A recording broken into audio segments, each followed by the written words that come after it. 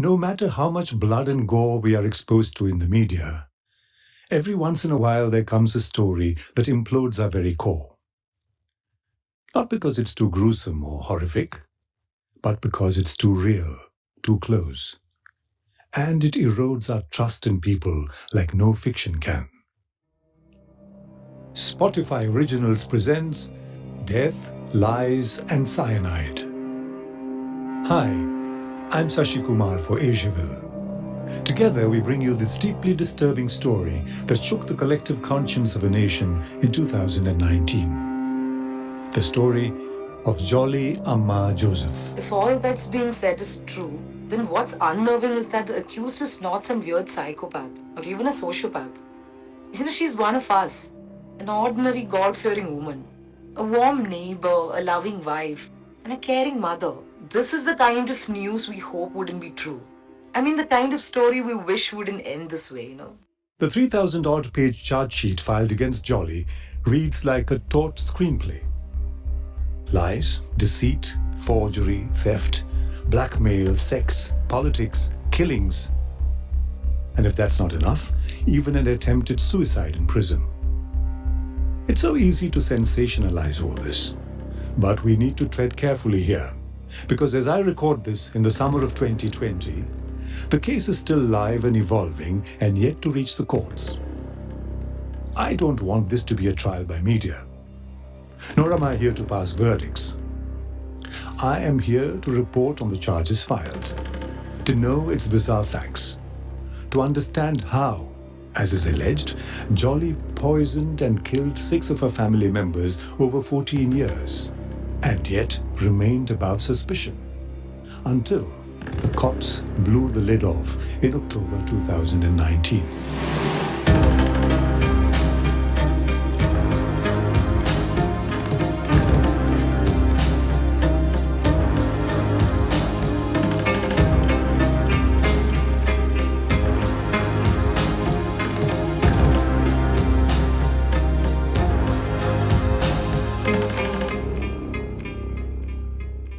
To kickstart this journey, let's head straight to the place where it all happened. Kerala. This is the green, nature-blessed, serene state in the southern tip of India. Hey man, you're in God's own country! Let's ignore that and travel along Kerala's North Malabar coast to reach the city of Kozhikode. Welcome to Kozhikode, the city of spices. City of spices. Now that sounds apt. Because just 40 minutes from here is the small town of Kudathai, where our crime-peppered story unfolds. In Kudathai, walking up to where Jolly lived, far away from the highway, this is all that we hear. It's an eerily quiet lane. Houses situated well apart, unobtrusive neighbors, middle class, self-contained, keeping largely unto themselves. Maybe it's their cocooned lives that were their biggest undoing. Maybe it's their smugness that Jolly allegedly exploited. How else could they have overlooked 6 unnatural deaths in the neighborhood and failed to catch any of the outrageous lies that seem so obvious and blatant today? As we move up towards the end of the lane, I see it. House number 121. Here it is. I'm standing in front of the house that had turned into this theater of crime. Well, in your mind, you're probably picturing the kind of house you've seen in Psycho. But I'm sorry to disappoint you.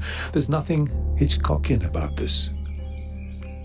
It's a simple 2-storied house that looks too innocuous to have been the setting for all the plotting and crime that's said to have happened in there. It's a faded white and pink structure with a big metal gate and an embedded name slab on its column. It says, Tom Thomas, Punnamattam House.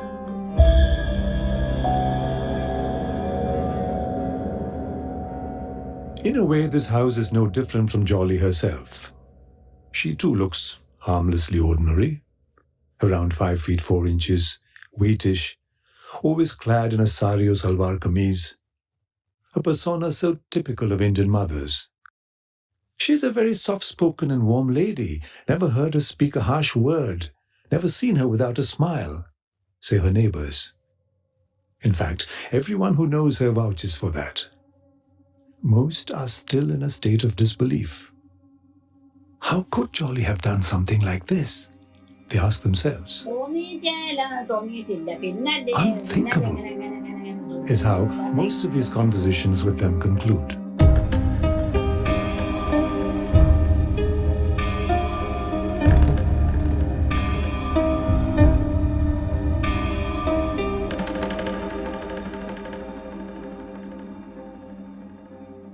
I'm going to begin telling the story from a point that some might argue is actually the end of the 14-year-long crime drama. But for the world in general, this is where it all began. October the 5th, 2019, the day the police arrested Jolly Thomas in connection with the death of her husband, Roy Thomas. By the next morning, the print and social media were on fire. In the days that followed, the narratives quickly spun out of control and common sense. Jolly Joseph, an affable 47-year-old mother of two, a demure neighbor and a pious churchgoer, had overnight become a devil, a sex maniac, a femme fatale, a smiling assassin. The speculations on her motives ranged from property dispute and human trafficking to sex racketeering and revenge. Some even called her a sorceress. It's the kind of news that quickly becomes a heady cocktail of disbelief and anger. Not because there's nothing graver in a nation of 1.3 billion, but because it involves a woman. And in a country where only 6.8% of all convicted killers are women, it's bound to stir up fierce moral outrage.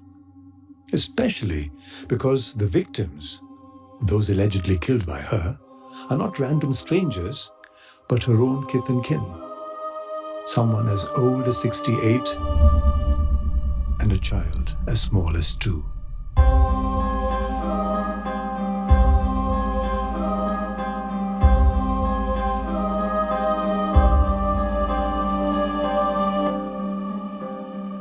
What puzzles or intrigues most people is not how she might have done all of this, it's why she would do this. Sifting through all the theories, the one that sounds most logical is the one that's the most boring of them all. The one that says, Jolly did all this just for money. When Jolly married Roy Thomas in 1999, he was supposed to have a nice job earning decent money. But, as a friend of the family put it, Roy was a loser. He didn't stick to anything. He was lazy and remained mostly unemployed, with no initiative or drive in life. He was living off his father's savings. In 2001, when Annamma, Jolly's mother-in-law, retired, the financial strain on the family began to tell. That's when Annamma began to pressurize Jolly to find a job. For the first time, Jolly was put on the spot. According to the police, she wasn't even a graduate. All her mark sheets and certificates were fake. At a job interview, this would have been exposed. This is what pushes Jolly to begin spinning her web of lies. Jolly tells her mother-in-law that she wants to become a teacher, and for that she needs to clear a course. So she shifts to a nearby town and pretends to join classes. And 6 months later, she lies that she's cleared the exams and has a teaching job in a school in the same town. The lies keep mounting. But Jolly knew it was only a matter of time before her dominating mother-in-law caught up. Annamma had full control of the house and is said to have constantly come in the way of Jolly and her dreams of a great life. There was only one way out for Jolly. Annamma had to go.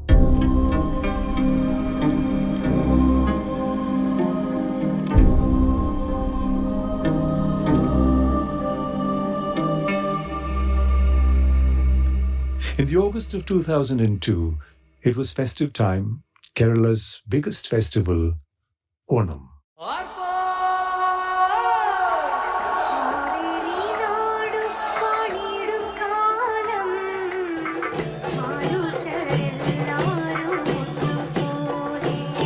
Everything is shut for 10 days.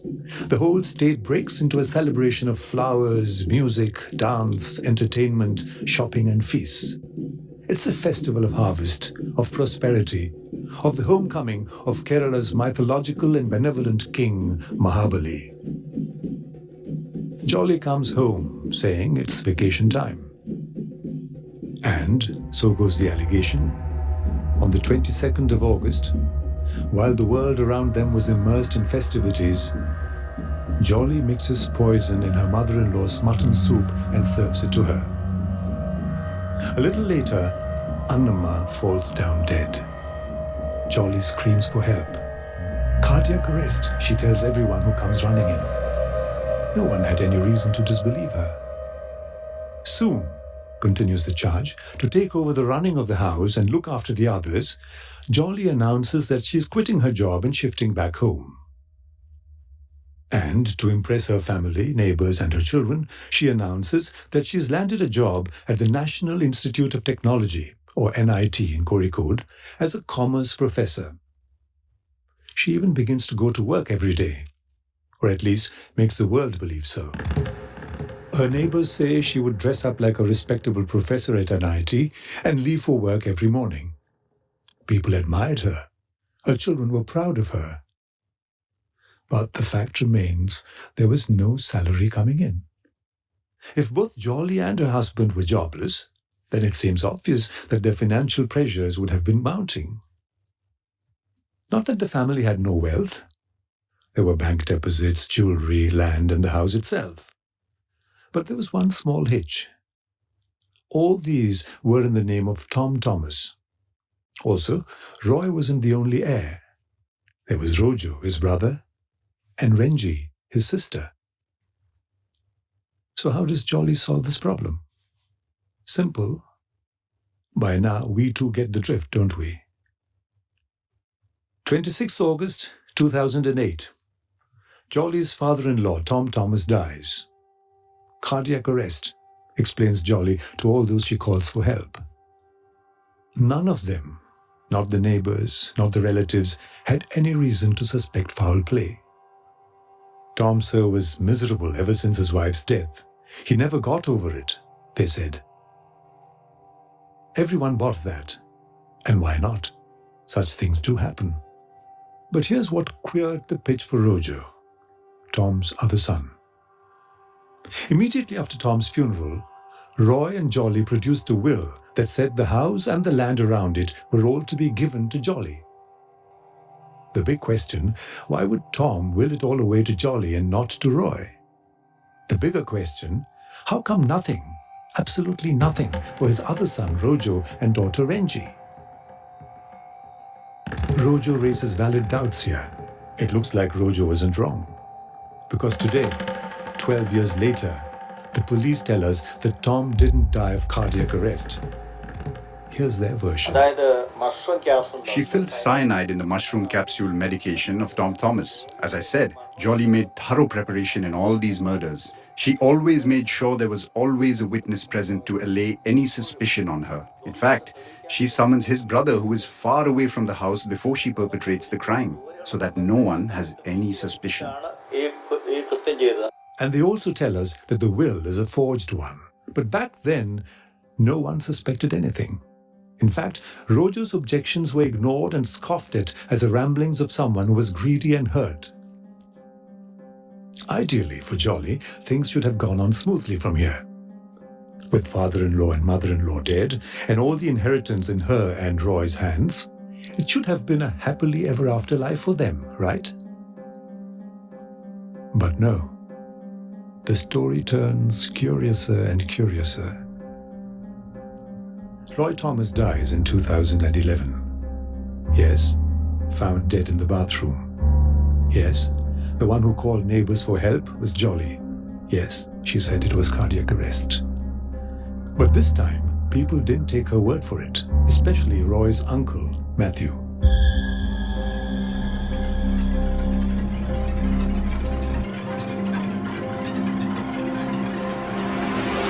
On Matthew's insistence, post-mortem was done, and they found the cause of Roy's death to be cyanide poisoning. But Jolly quickly changed her story from cardiac arrest to suicide. But how did people accept this story so easily? Because Roy, according to general perception, was a wasted man in deep financial trouble and caught up in occult practices. And so for them, suicide was sad but not unexpected. To protect the honor of the family, the death was attributed to, yes, cardiac arrest. And soon, everything in that household went back to being normal. Actually, more than normal.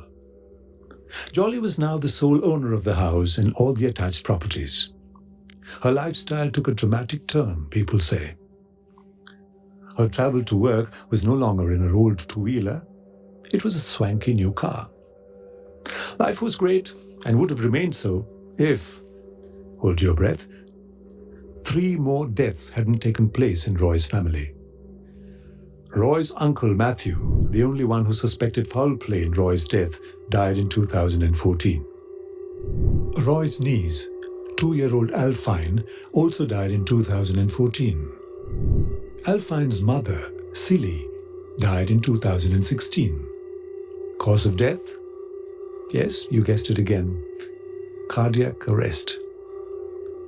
The only common one present at the time of all these deaths? Correct. Jolly. And yet, the family, or whoever was left of it, smelled nothing fishy. Not even when Jolly married Chaju, Roy's cousin, that is, Silly's husband and Alphine's father, in 2017, just 1 year after Silly's death. In-laws killed, husband killed, the uncle who asked uncomfortable questions killed, the wife and the child of her new husband also killed. How would life for Jolly have gone from there? Would Jolly have lived happily with her 2 children and her new husband as the sole owner of the house and all that family wealth, without having to stress to keep the lies going? Or, as people say, would she have been insatiable? And would her greed have driven her to more sinister plans? We will never know. Because in March 2019, Rojo, Roy's brother, filed a police complaint. It said he was suspicious about his brother's death and filed a plea for the body to be exhumed. Now, exhuming bodies and testing the bones for remnants is a long and uncertain process. It's an extremely sensitive issue, further complicated because of the religious beliefs and the church's norms involved. But the one who resisted it the most wasn't the community or the church. It was Jolly. That they found cyanide residues in the remnants was huge. But it still didn't mean it was done by Jolly. The police needed more proof. And so, Jolly was taken into custody for interrogation.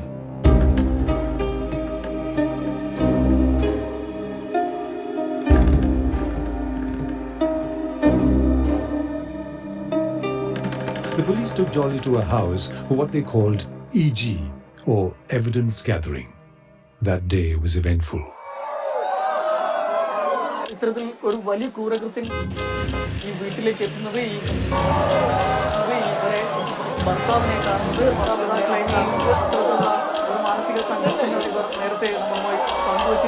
There was a massive crowd of curious onlookers, catcallers, and shocked neighbors, apart from a swarm of media persons, cameras, and crew. The police had a rough time trying to manage the chaos and to take Jolly inside. It was a search that went on for a whole day. But as the police say, it was worth it. Because by the end of the day they had found what they wanted. Potassium cyanide tucked away in the attic. Can't really say if it's defiance or remorse, but on the 27th of February 2020, Jolly attempted suicide in custody. In spite of being under a strict round-the-clock watch and having no access to sharp objects in her cell, she managed the impossible. But that's been her strength, right? She was found unconscious and bleeding to near death in the early hours of the morning. The police say that she had bitten into her wrist. They found her just in time. It prompts me to ask the question that crops up in all our minds in such cases. Is there a possibility, any tiny possibility, that Jolly is innocent? The police say they have a strong case against Jolly. The charge sheet indicts Jolly for 5 murders. She is now their prime accused. 2 others have been named as accomplices. They say it's a meticulously planned crime. The police claim to have the answer to our most niggling question.